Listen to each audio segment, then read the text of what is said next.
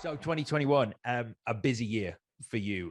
Reminiscence coming out this week, Dune coming out. You've just finished, and I think in the last few days, filming Mission Impossible 7.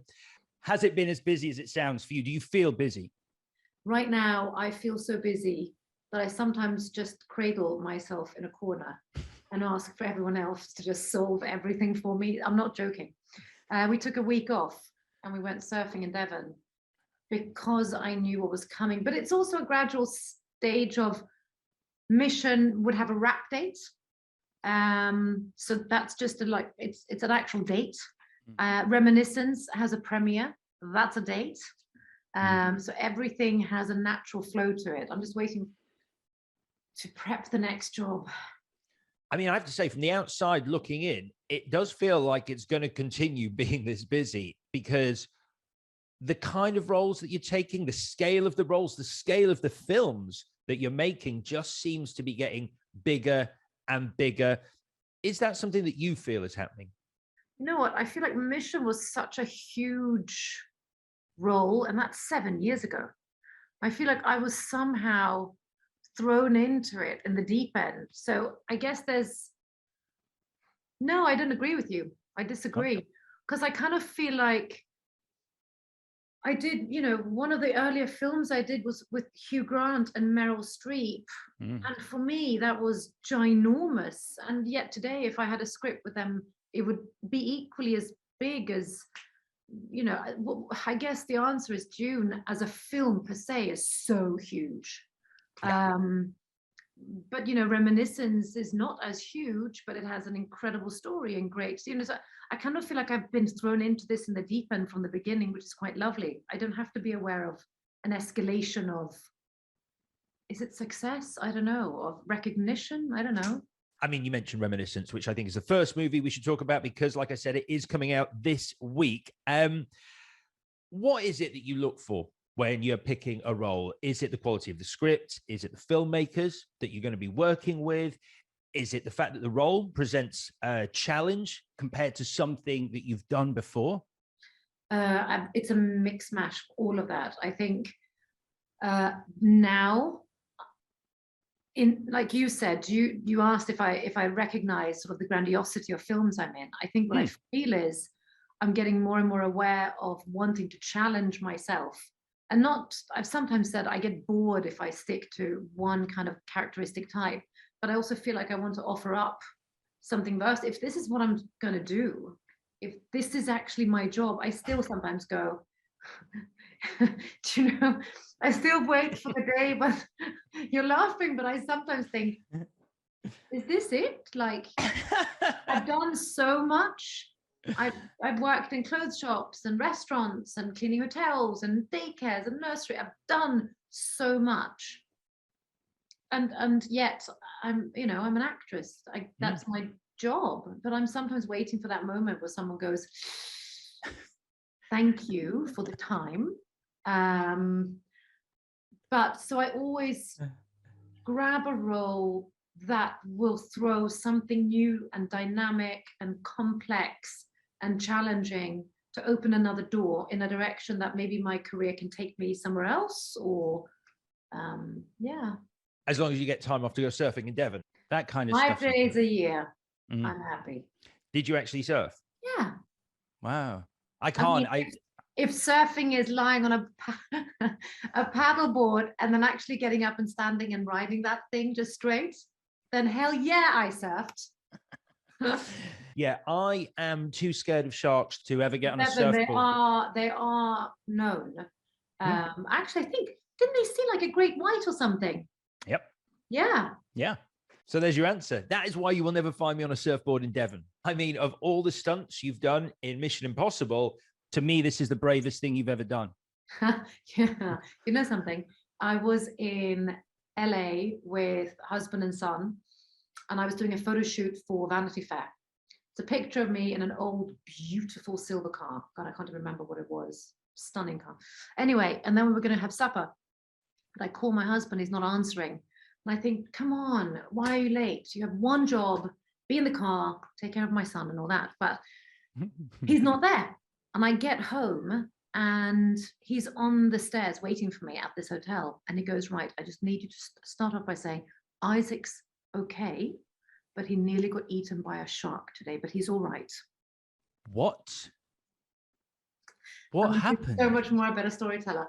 I believe they'd been somewhere on a beach in where we were in Los Angeles, not to mention places because they'll be annoyed. And I think they were swimming, and then all of a sudden, I think he must have seen the shadow of a shark in the wave behind my son, and realized that this is a grab and run situation, which he did very fast, yelling to everyone to get out of the beach or get off. Oh my God. Look, literally just hearing that story. Look at that. I've got goosebumps. I have a shark tattoo on my wrist to remind me to never go in the sea. You're that scared of them? Yeah, that story is... There it is, right there. Yeah. Oh, that's a really nice one. Thanks very much. Yeah, so that's it. That's a terrifying story, but I'm glad Rory got to be a hero. That's amazing. He did look like a hero. I gave that to him for 20 minutes. So let's talk a bit more about Reminiscence, because for me, as a massive sci-fi fan, it's always exciting to see an original science fiction idea be given a sizable budget like this to explore its vision of the future. And obviously, with Westworld, you know that Lisa Joy is so capable of creating intriguing and complex science fiction ideas. What was your first reaction reading the script? That I loved this woman's vision for this complex story. I read the script. I remember thinking, I don't really get it. This is difficult. I'm loving the fact that I'm not getting it. That drew me in. And then gradually her explaining the philosophy, number one, of characteristic traits, how we see ourselves, how other people perceive us, and just that is interesting enough for me to be interested in the project. And then she talked about this machine going back and forth, back in history. But we attacked it in a more addictive way, which I found very interesting. When is enough enough? When do we stop seeking the past? And I think that's it. I think this idea of becoming obsessed with the past is just a really relatable theme when people see the movie, because I don't know where you sit on the scale, but for me, sometimes it can stop being nostalgia and it becomes an analysis of the past as a way of trying to understand where you are right now. Do you look back at the past, or are you constantly more forward thinking? I believe I analyze far too much. And I think that definitely goes into shadowing history and what people have done, what I have done. But it's a balance, isn't it? I mean, I think what's so interesting is with this character, she's trying to portray something that she is not, right? And I relate to that sometimes, thinking in our world, we do that quite a lot. I speak for myself. Who is Rebecca behind the closed doors? Who is Rebecca in a media environment, when I'm safe, when I don't feel safe? And I think I often go back in my history to see where I feel like I did wrong, that kind of bashing on yourself. Yeah. Thinking, I don't want to redo that. How can I get better this time? Oh, a new production. I'm going to be cooler this time. And then 5 minutes in, you fucked it up already, So yeah, no, surely not. Yeah, I dip in and out. I think you need to be very careful, because life goes so fast. It goes so fast. I think the moment I'm happy is when I turn the phone off, when something happens in this moment and these waves of joy happen. Those are the memories I go back to, Yeah, I think I agree. And I think analysis and self-analysis is absolutely useful. But I think it's when you start to look back at the past and regret takes over and you start to question decisions you've made, and everything becomes, I wish I'd done that, and the path not taken. Yeah, absolutely. What could I have done? What could I have done differently? And would the outcome have been different? I have that. I have a couple of road, we call it Forks in the road. Yeah, is that what you call it? Is it a fork in the road? I don't know. I think I had a T-junction. But where, for various reasons, I've chosen one path. And sometimes I've thought, I wonder what would have happened. But it's not a negative, it's not a positive. It's just a state of mind of questioning what would have happened had I not. Things I've done that have had enormous negative repercussions and consequences. Would I have not wanted them to happen? In many ways, yes. And then I'm also extremely grateful that they did, to bring me to a state of mind that I am today. Well, I mean, these are some of the themes explored in Reminiscence. And it's exciting as well, because I think I've said to you before, I'm a big Hugh Jackman fan. And who is it? Do you think anyone watches a movie and goes, can't stand him? What an idiot. How was my skin, you know? With that smug smile and those tight jeans. So yeah, how was it working with him again on obviously a very different kind of movie to The Greatest Showman? After The Greatest Showman, we had created such a lovely relationship that we carried on. I mean, not sort of an everyday relationship, but definitely checking in on each other a couple of times a month. And when this came up, and Lisa said that she'd written it for Hugh, I believe she said, I knew that in relation to how she had described this character, the complexity of it and where I wanted to take it, obviously more dark, more drugs, more despair, you know, I was like, how far can we go? Can I throw up whilst on the loo? Or is that too much in a scene? You know. Wow. Yeah, that's... Obviously, we want to go everywhere, don't we? And then I thought, there is no one who I would feel as safe to explore all of these, you know, characteristic traits than with him. He would embrace it. He wouldn't judge. He would throw a curveball. We'd laugh. You know, one of the most uncomfortable moments can be a sex scene. We have quite explicit, intense sex scenes that Lisa Joy explains she wants it from a female orgasm point of view, because many films nowadays are sold in a way that, you know, the idea of how a woman enjoys sex, and as many women know, that is not the end for us sometimes. You know, it's mostly to please the male gender. So she said, I'm done with that. We're going to have a female orgasm. And we talked about the positioning, etc. And because Hugh and I are so down to earth with each other, there's nothing we can't try or laugh with, you know, put husband and wives in the room, it's like a family.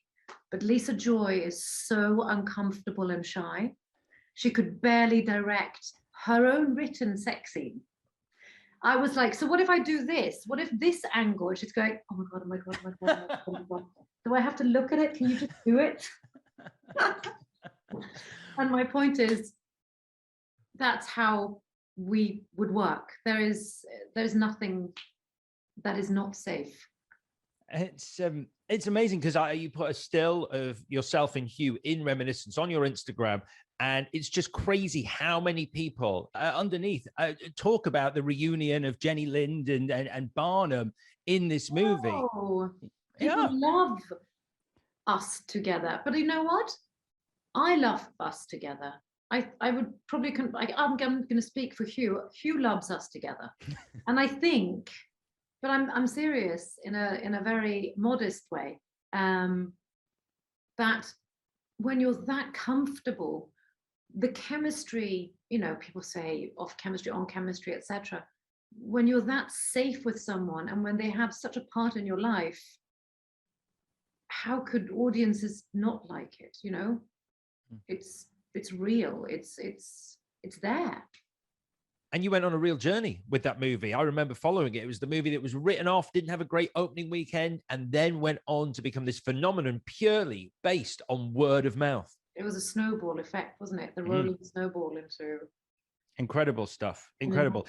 And so when you, I mean, you know, it feels like the perfect time with Reminiscence coming out to talk about looking back. And we touched on this, but earlier when you said that you'd really been thrown into the deep end in movie land with Mission Impossible Rogue Nation, was there a film or TV show that you think was a real turning point for you? Because by all accounts, Rogue Nation came off the back of the BBC series, The White Queen. Yeah, I think it's funny, isn't it, Alex? It's like a domino effect. How far back do you go of gratitude of your career? You know, then there must be that stone of the push, you know? So I think for me, it would always be a film I did in Sweden called A One Way to Antibes. Now, Yes. it means maybe not as much as The White Queen because it's Swedish, but Richard Hobart, who is sort of a well-known Swedish director, took a chance and gave me the female lead in his film, and that repelled an interest overseas and by one of the biggest agents in Scandinavia, Lara Munstiel, who I've really wanted to be with, but you know, I just wasn't cool enough. I was a soap opera star. All of a sudden, I was in a meeting with her. You know, that for me, the moment I sat in that meeting was not that my career was made, but I was in another world. And she said, you know what, you're English. We should get you over to England, introduce you to an agent there.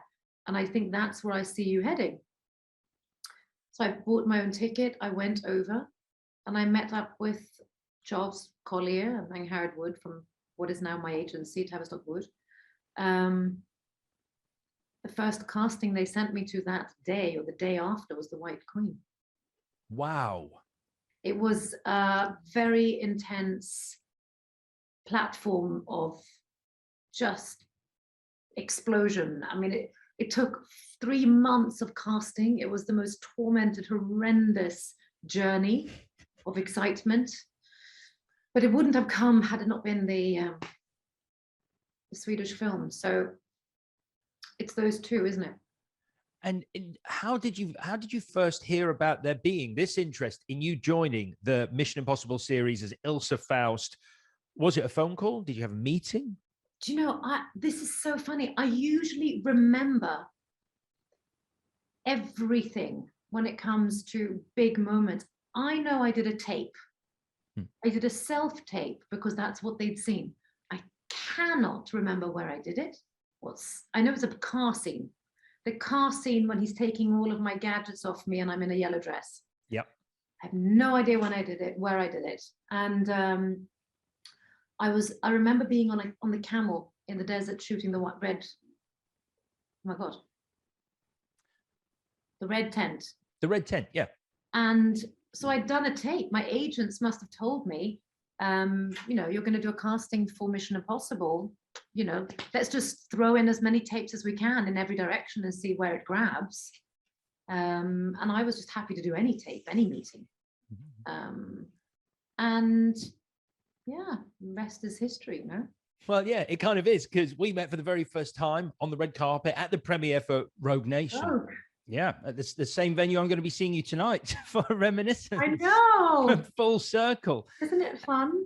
Yeah, it's fun. Did you imagine, though, that, you know, when you were doing Rogue Nation, that you'd be here 5 years later, having just wrapped a third Mission Impossible movie? I mean, I don't know. I feel like the answer should be no. Humility and all that. Yeah. Yeah. But between us, I feel between us and all the people listening out there. No, let's have an honest conversation. Yeah. You sign a 3-picture deal. That's what you do, or 5 or 7. I didn't know that Ilsa was going to reprise at all. I had no idea. We had fun. It went really well. I know I really enjoyed it. I know the feedback was great. I never assumed that I was going to come back. But I think for me, my reality was, why wouldn't I? I was enjoying it so much. I see no reason why this wouldn't continue. So when it happened, I think I was like, yeah, great, when do we start? And I think later on comes the realization of that didn't actually have to happen. Mm. They could just have said thank you. You know, I was the first woman to continue into the next one. But I'm also very much a person who just, I go, I ride, I enjoy, and then I'm in the next job, and then I'm in the next job. I don't really stop and question too much. I move. Yeah, it's fascinating you say that. I read that you said that. I think you were once asked about the pressure that comes with film's release, because people become obsessed with it, how it's going to do, what the expectations are. The movie press are like, is it going to hit this target that it's And I expected said, to? I just don't care. Yeah, kind of. I know. Well, I think no, it was. I found it really interesting because you said at that point you're on the next job. You've moved on, and it all happens after you've left the project and you're invested in something else. Yeah, that is exactly how it is. What I do like is if it's a film you've enjoyed doing, like Reminiscence, and I haven't had many films that I haven't enjoyed promoting. There might have been a couple that you don't have to research. But a mission film, for example, I will do my best. And with mission comes so many butterfly experiences. It's pressure, it's excitement, it has so many emotional, like you call, the reaction of body memory, right? So when I've shot a mission film, they will edit the crap out of it. I will give them everything I have, but to be honest, the final product is out of my hands. And that is a huge compliment that I'm giving them, because I compliment the film. I think it's brilliant. But I can't sit there hoping and wondering. My emotion and my soul and my body is into something else. But then I get to step back into it for an episodical moment and relive the memory. I have always written down notes when I film on every character, on every thought, so I can quickly go through my notes and throw myself back into where I was when I filmed, to promote, to talk about it, to make it interesting for me. Wow, like a journal of your experiences. Yeah. Okay. Yeah, well, otherwise, I don't know how I would, press junkets, sure, publicists will send you a breakdown of your character description, what to say, what not to say, but, I'm more interested in what I think of it, Because I mean, you do spend by all accounts a lot of time researching you enjoy the process of researching and building a character. That's you enjoy that as much as actually making the film, if not more. I mean, right now I'm prepping this new Apple show called Wall, and we're looking into scarification, tattoos, chopping hair off, coloring it. Would they have color in a silo? All of this, it's the process of the creative minds going so far beyond any borders, so we can start coming back to some form of, streamline. And then we film it, and then we move on. So I'm sure you get asked about this all the time. Well, I feel like I'm in a position where I can ask because, Was your BFF with Tom Cruise? I mean, that's kind of it, because like you and I grew up watching him. I mean, and obviously, we have different experiences. You work with him, you make films with him. I interview him, but it is still, sometimes I find it's a real pinch yourself moment, because, to have that relationship with him. Yeah, it's he's an odd one, Tom, isn't he? He's so never met anyone like him, and I don't think I will ever meet anyone like him. And I don't really know who I become with him. Sometimes I find myself using American expressions like awesome really intensely, and I knuckle fist, and it's all real because I guess we mirror each other. But Tom has such a magnetic presence, because I feel the Tom I know cares and is interested, and he ignores the stuff he's not interested in. So there's no fakeness to it. It's just very much there at that moment. But I still, I'll tell him, there's an excitement that comes with him, his walk, his stride, his voice. He's created this character for himself. I mean, I've met very few people who are as fascinated and passionate about making films as him. That's the one thing. The first time I met him, I just didn't realize just how excited the process of movie making made him. It was an interesting process being in COVID with him. When he shared, when the love that someone has for film, how much he puts into it. Both him and McHugh is how I see them now together, obviously separate entities, but the way they work together. If film stopped, if cinemas stopped, just I sensed it. I sensed the what would the word be? The kind of, it's not forceful strength or necessity. It's his life. Yeah, and in terms of mirroring, I've spent enough time with him that I started using the phrase "crushing it" because go there. I texted it to someone the other day just to have fun. I texted the ADs on mission, just saying, guys, we miss you, me. You guys are crushing it. I think a finger up or something. Yeah, it's weird when you try it yourself and you realize how he pulls it off with such panache, and then when you try it, it just doesn't work. You're like, "Hey, everyone, you're crushing it." Just doesn't come off in the same way. You're crushing this interview. I'm really enjoying it. Awesome, man. Exactly. Hey, so you have another movie coming out this year, just a little film based on, I don't know, one of the most seminal works of science fiction writing in the history of literature. It's called Dune. Wow. So, I mean, have I seen it yet? No, no one's shown me anything. Why? Have you? Twice, man. See, I'm so giddy about this movie. I just reread it. I asked them to set up another screening, and I thought, should I invite Alex? And then I thought, I'm not sure. I'm not allowed to. Oh, all right. No, you belong to. You're the other. You're the other side. Come on, we're friends. You can do me a solid like that. I need to see this movie so badly. So Lady Jessica, rereading it. I mean, like, I read it with you in mind, and I'm like, and you reread the book. Yeah. You read the book, and then you thought, I'm just going to reread it. Yeah, for the movie to, just get from here to here in terms of my excitement level. Oh my God, I read like 20 pages and I went, absolutely not. You must be joking.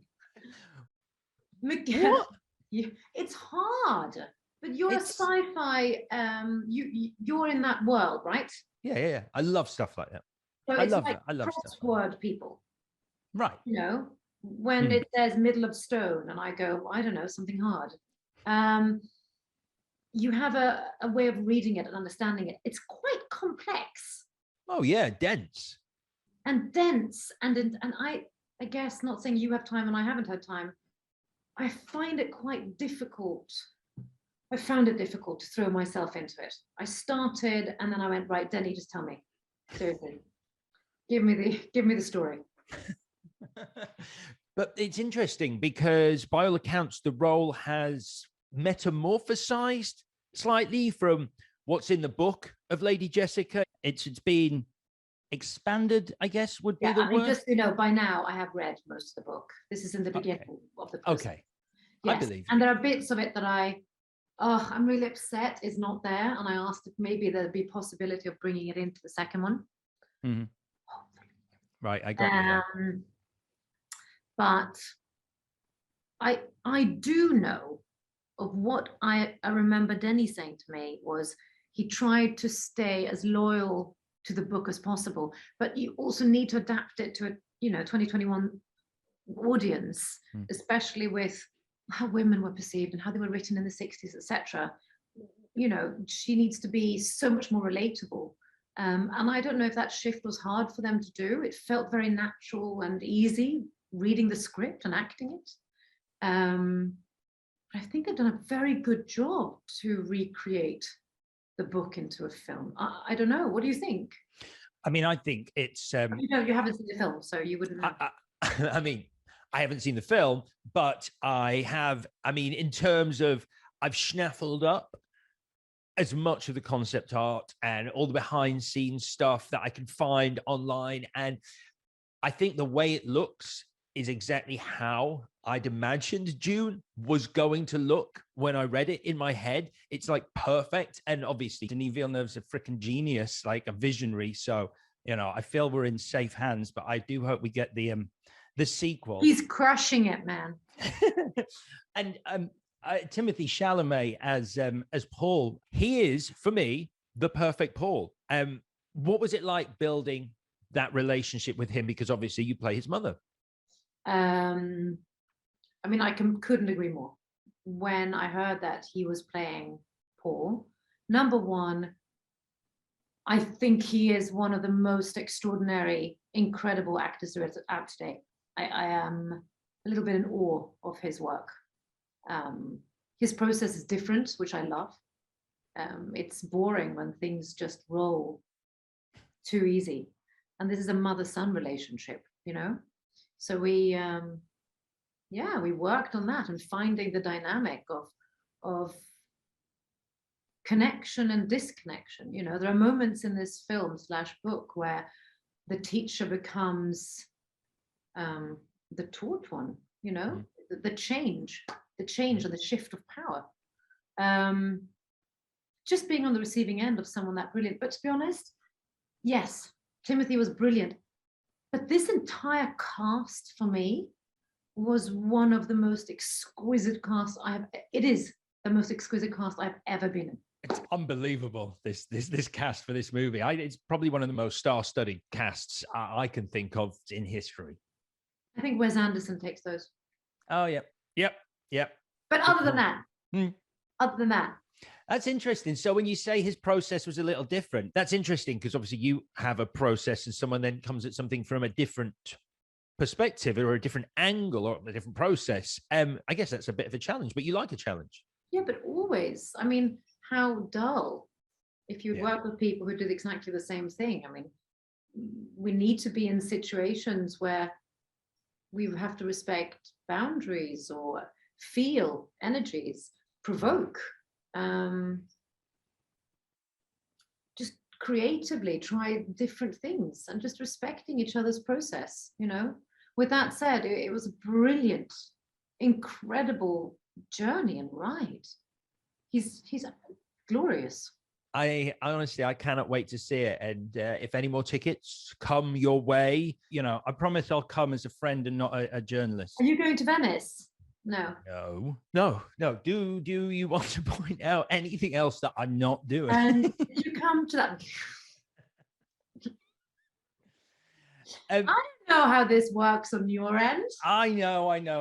I appreciate you extending the olive branch only to snatch it away. That was a brief Woofing it away, woofing the flies. No, I am really excited to see Dune. Obviously, you do seem to have a great eye for picking really interesting characters and creating really interesting characters from what's on the page. I mean, look at Ilsa Faust, Rose the Hat from Doctor Sleep, Lady Jessica, May in Reminiscence. Do you think there has been a change in the kind of roles that are available now for female actors, or at least maybe a change in the quality of writing for female characters in film? I think that there's an extremely heightened awareness for change to need to happen. And I can sense that in writing. I can sense that in the receiving of notes from myself, for example. Mm-hmm. I think that it will take time to break a social comfortness. And I think not just in roles for me, but to walk onto a set and see a female director, a female DOP, a female head of, just normalizing the environment for race and gender and whatever, sexual, whatever is phenomenal. I mean, and it is gradually getting there. I wish it went fuckload quicker. Sorry, heap load quicker. I embrace it, and yeah, I can sense it. I don't choose roles based on trying to influence. I don't do that. I don't know if that's a good or bad thing. I go with character. I go with the necessity that the character has to serve a purpose. And I don't care if it's big or small. If you take her out of a story, there needs to be a hole in the story. Otherwise, why write it for any role? The milkman knocking, delivering something. Does he need to be there for the story? No, then get it out. I believe in streamlining things and making everyone important. Sounds like you should maybe go into writing at some point as well. It sounds like you really understand story. Have you got any plans to pen a script to yourself? No, I'm not. I don't think I'm a good writer. I'm executive producing the Wall thing for Apple. Oh, really? Yeah. Hey, congrats. Thanks. When's that out? We haven't even started shooting yet. We had our first table read yesterday. Okay. I got to see all the people who have just signed up, and it's an amazing cast. Cool. I know nothing about this. So no, you wouldn't. Okay. It's all new. It's Apple. Morton Tudlum, who did many things, but Imitation Game, he directed. Defending Jacob, I think, is the last show he did. That was great. And the showrunner Graham Yost did The Americans, Sticky Pete. Yeah. Well, that sounds exciting. So, hey, look, it's been absolutely lovely speaking to you, Rebecca. I'll see you tonight, yeah? Yeah, see you tonight. Let's smash it. Yeah, crush it. We're crushing it. Let's crush it. We can't even remember. I know. Only he can do it. Far too English. Let's smash it, darling. It's the funniest thing. I think it was the Mission Impossible premiere, Rogue Nation. I introduced the cast on stage. Tom comes out, obviously you're there, and he's thanking everyone, thanking the filmmakers, thanking the cast, thanking the audience. And then he turns and goes, and I want to say thank you to Alex Zane. He is crushing it right now. And I was like, wow, thank you. It just had never happened before. Wow. I remember that's also the time when I swore. Do you remember? Yeah. What did you say again? I said, my mom, and then she went, fucking hell, something. Yeah. And that Q&A. And that's Rebecca Ferguson for you. All right, brilliant. I'm going to let you get on with the rest of your day, but thank you for your time, Rebecca. And I'll see you in a couple of hours. All right, take care. Bye-bye.